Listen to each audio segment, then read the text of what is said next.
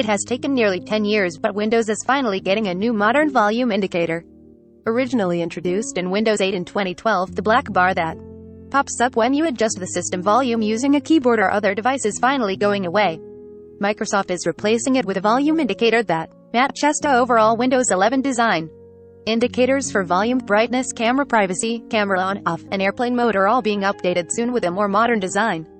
These new flyouts will appear when you press the volume or brightness keys on your laptop and will honor light dark mode to give you a more coherent Windows experience, explains Microsoft's Windows Insider Chief Amanda Lingofsky.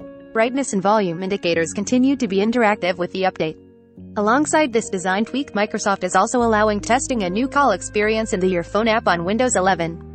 This update includes a new in-progress call window with updated icons, fonts, and other UI changes that align with the improved design of Windows 11, says Lingofsky. This latest Windows 11 preview build 22533 also includes an extension of touch keyboard themes to the emoji panel and elsewhere for all dev channel testers.